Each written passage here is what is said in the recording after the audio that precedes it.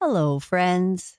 As the year draws to a close, Clark and I want to take a moment to express our thanks to each and every one of you. We have had so much fun sharing our stories with you this year, over 286 in total. It's just Clark and me, and we couldn't have done it without your support. Because of you, we are one of the top bedtime stories shows worldwide. Thank you for listening, and we hope you will continue to join us in the new year. From our family to yours, sleep tight.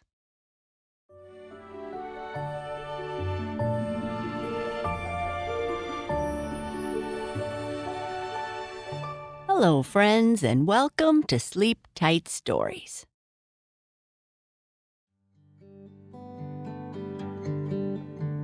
I'd like to say thank you to Heather, Lavinia, Evelyn, Danny, Lucy, Tegan, and Nora for submitting their ideas related to this story.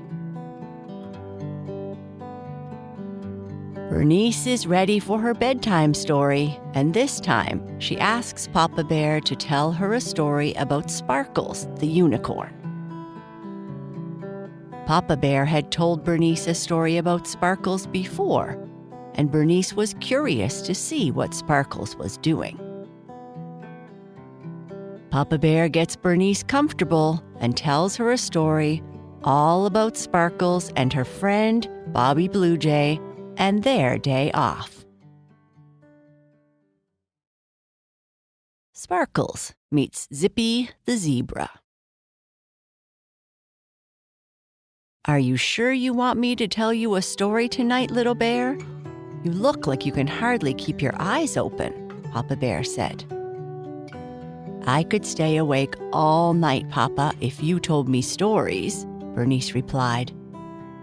Wouldn't that be fun? Papa Bear said with a smile. Maybe some night we can stay awake late sharing stories. But tomorrow is another day. And I need my sleep so that I can have the best day, right? That's right, little bear. Rest is very important. Will you share a different story tonight, Papa? Maybe about Sparkles again. I like Sparkles, and since you made unicorn-shaped cookies today, it seems perfect. Okay, little bear. Are you comfy and warm? Yes, Papa. How about Twigga, Wolfie, and Madeline? Are they ready for a story too? They sure are. Good. Now close your eyes as I do my very best to make up a story about unicorns. And maybe a new character too. Bernice cuddled with Twigga, Wolfie, and Madeline and closed her eyes. Love you, Papa, whispered Bernice. Love you too, little bear.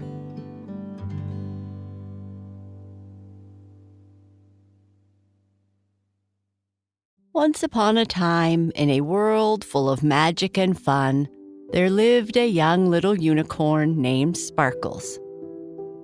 She lived in the mystical forest not far from Boo Boo, the brave little bear.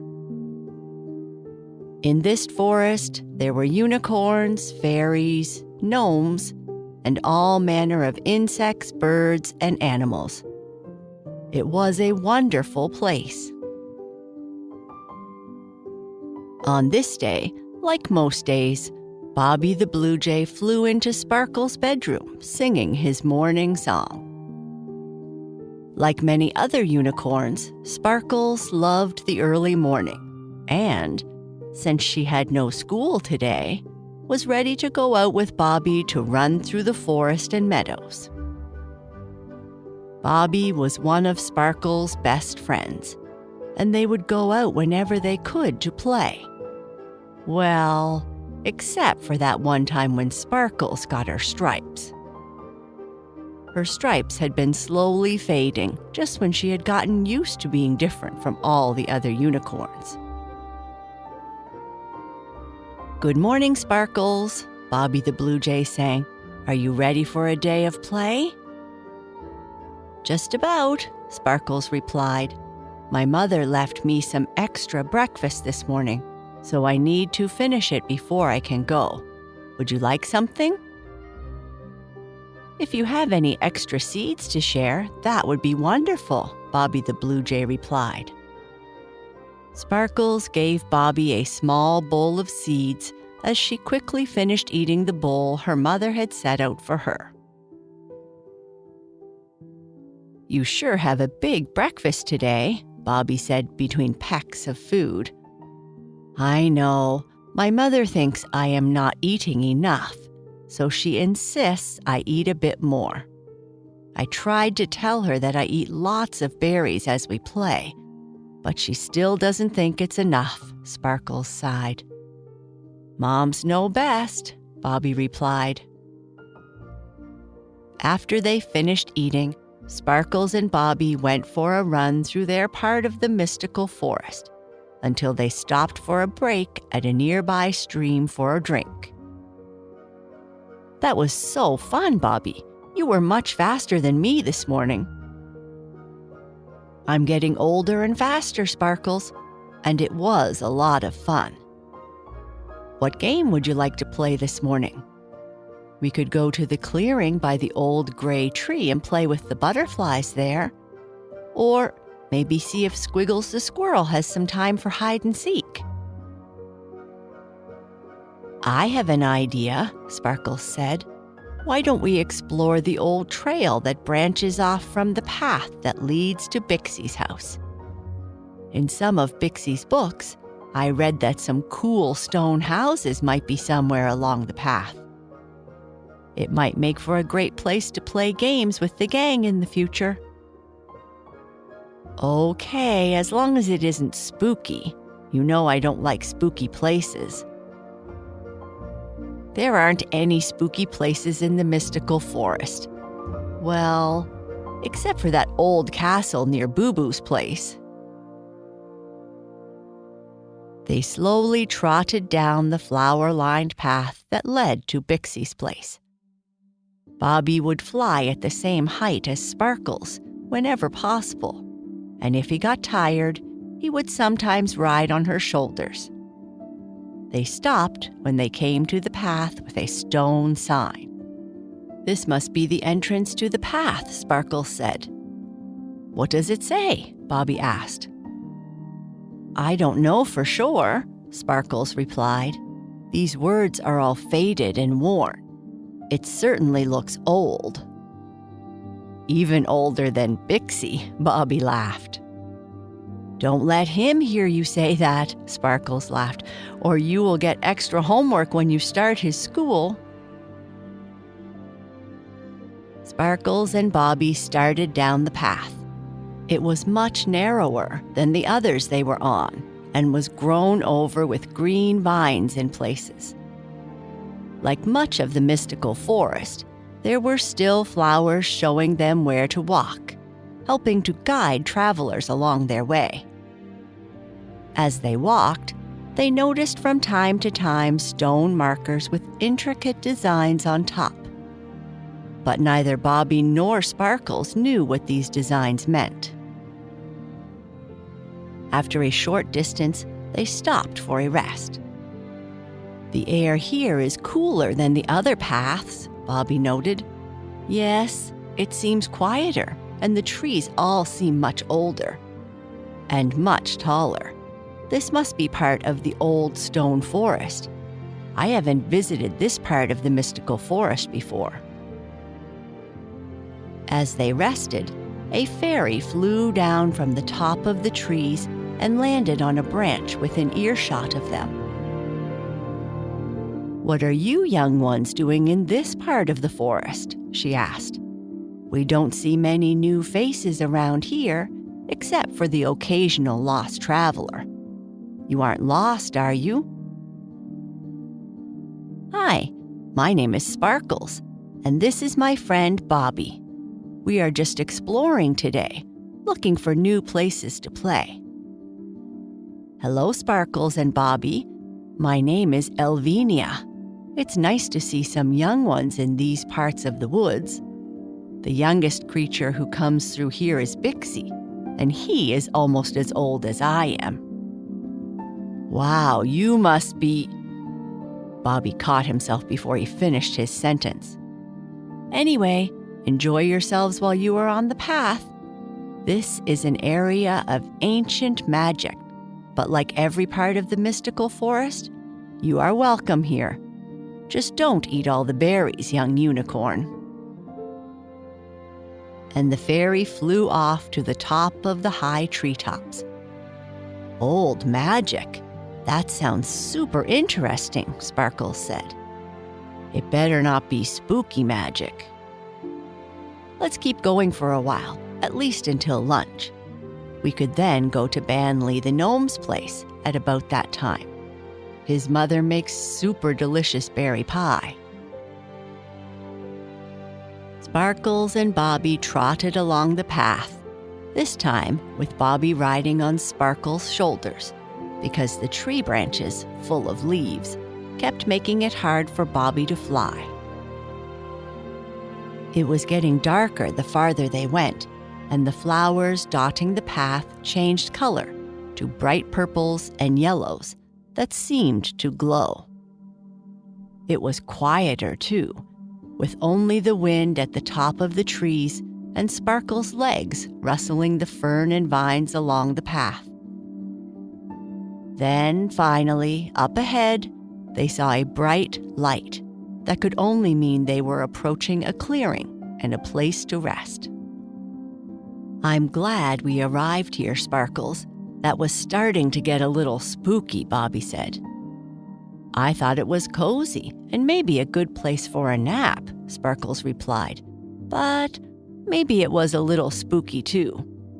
It was weird not to have any insects flying by saying hello." "Look at all the old stone cottages and other structures here. It's so wonderful. This might be just the perfect place to play." As Sparkles walked around the clearing, Bobby flew up high to get a better look. "The buildings look really old, and there are a few more off in the distance," Bobby said after flying back down to rest on Sparkle's shoulders. "And we aren't that far from home. I guess the trees are just too thick and the trail too old for many of our friends to have discovered it." Walking more around the large clearing, marveling at the berries and strange-looking flowers, Sparkles saw something hidden outside the grassy area they were walking on. "What do you think that is?" "I'm not sure. It looks like a stone entrance to something. Maybe it's an entrance to an old school like Bixie has." "Let's go have a closer look," Sparkles said as Bobby went ahead. "This is really old, and I can't read this old writing at the top," Bobby said as he flew to the top of the archway. "This bottom part has more words, but it's covered by all the vine. I'll clear it with my hooves and see if I can understand what's written." After watching Sparkles clear the vine, Bobby asked, "Any luck?" "Nope. I guess we will cover old languages when we start classes with Bixie." Bobby flew down and landed on Sparkle's back as she stepped a bit closer to look at some intricate patterns all over the side and top of the archway. As she stepped closer, the archway started to glow. "Whoa!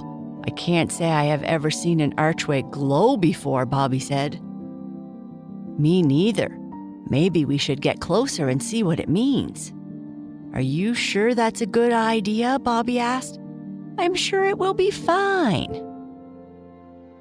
As they got closer, the archway glowed even brighter, and a film started to form in the front, almost like water in a pond. "I can see my reflection in the archway," Sparkles said to Bobby. "I can't see mine, but I can see yours." "I'm going to walk through and see what happens." "Sparkles, you shouldn't." And she did. Sparkles walked through the archway and was blinded by a bright white light with all the colors of the rainbow at its edges. All the colors that Sparkles and many other unicorns had in their manes. When the bright light disappeared, she was in a completely different place. No longer was she in the mystical forest, but in a large open field full of tall yellow grass. The flowers were gone, the greens were gone, and the humid dampness of the forest was replaced with hot, dry air blowing across her face and mane. "Bobby, are you seeing this? Bobby? Where has he flown off to?" she thought. Then she saw something in the distance running towards her. It looked like another unicorn. As it got closer, the pure white or multicolored body and horn were replaced with dark, beautiful stripes all down its body. "Wow, what is this creature?" Sparkles said aloud as she ran to meet it. "Hi there, my name is Zippy. You look like you aren't from around here. Are you lost?" "Hi, my name is Sparkles, and I may be lost. I just walked through an old stone archway, and I magically appeared here, wherever here is." "You are on the dry plains of the Bulby Kingdom, and you are welcome here. I haven't heard of nor seen of any stone archways or anything like that, I am afraid, and I play around this area almost every day." "Thank you for welcoming me. I would like to explore your kingdom, but I do need to get home before my mother worries about me. Do you think you can help me?" "I would be happy to help you. We need to trot a distance to find an elder who knows of the kind of magic that brought you here. Do you think you can keep up with me?" Zippy said with a smile. "I'm sure I can." And off Sparkles and Zippy went, searching for an elder who would help Sparkles return home. And that's the end of this part. Good night. Sleep tight.